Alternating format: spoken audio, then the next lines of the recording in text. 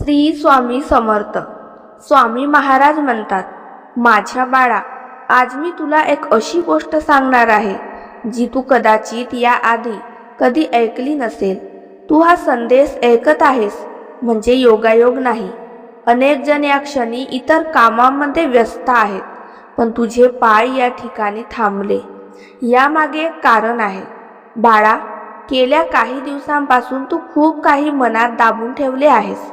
बाहेरून तू हसतोस, लोकांशी बोलतोस, आपली कामे करतोस, पण रात्री झोपताना मनात एकच प्रश्न असतो, माझं कधी होणार?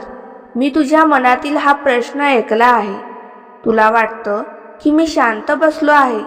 तुला वाटतं की तुझ्या प्रार्थना माझ्यापर्यंत पोहोचत नाही.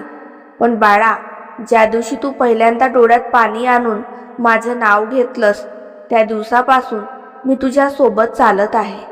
आज मी तुला एक मोठं आश्वासन देतो. तुझ्या आयुष्यात एक अशी संधी येणार आहे जी सुरुवातीला साधी वाटेल. कदाचित ती एखाद्या व्यक्तीच्या रूपाने येईल, कदाचित एखाद्या फोन कॉलच्या रूपाने, कदाचित एखाद्या अचानक भेटलेल्या मार्गाच्या रूपाने. पण लक्षात ठेव, त्या क्षणी भीतीने मागे हटू नकोस. कारण अनेकदा माणूस चमत्काराची वाट पाहतो, पण चमत्कार साध्या रूपात त्याच्या समोर उभा असतो. बाळा, मी तुला एक संकेत देतो. जर सध्या तुझ्या आयुष्यात काही गोष्टी अचानक बदलत असतील, काही लोक दूर जात असतील, काही योजना मोडत असतील, तर घाबरू नकोस. कारण मी तुझ्यासाठी नवीन जागा तयार करत आहे. जुनी दारे बंद होत आहेत म्हणजे शिक्षा नाही, नवीन दारे उघडण्यासाठी जागा तयार होत आहे. तुला वाटतं की तू हरत आहेस, पण मी पाहतो आहे की तू मजबूत होत आहेस. तुला वाटतं की तू एकटा आहेस, पण मी पाहतो आहे की तुझ्या आत एक नवीन शक्ती जागी होत आहे. आज मी तुला एक गोष्ट सांगतो. पुढील काही दिवसात तुला एक निर्णय घ्यावा लागेल. त्या निर्णयामुळे तुझ्या मनात शंका निर्माण होईल. तुला वाटेल की कोणता मार्ग योग्य आहे. त्यावेळी स्वतःला विचार, हा मार्ग भीतीतून निवडतोय की विश्वासातून? कारण जिथे विश्वास आहे तिथे मी आहे, आणि जिथे मी आहे तिथे मार्ग नक्की आहे. बाळा, तू खूप वेळ दुसऱ्यांच्या मान्यतेची वाट पाहिली आहेस. कोणीतरी तुझी प्रशंसा करेल, कोणीतरी तुझ्यावर विश्वास ठेवेल, कोणीतरी तुला समजून घेईल याची वाट पाहिली आहेस. पण आता ती वाट पाहणं थांबव. स्वतःवर विश्वास ठेव.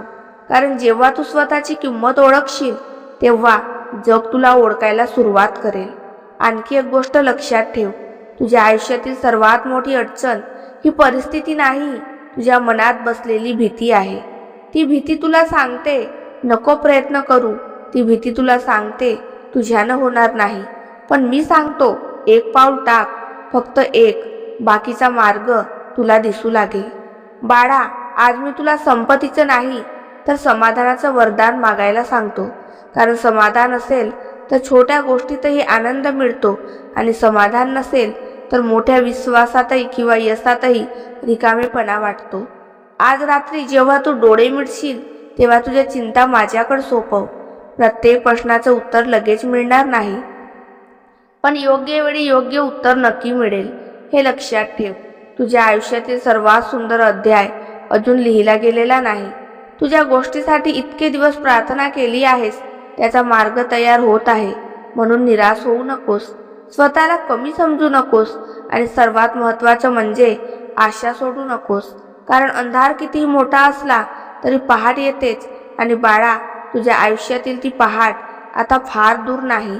मी तुझ्या सोबत आहे, मी तुझ्या पाठीशी आहे, आणि योग्य वेळ आली की तुला समजेल की या सर्व प्रतीक्षेमागे एक मोठं कारण होतं. तोपर्यंत धीर धर, विश्वास ठेव आणि पुढे चालत राहा.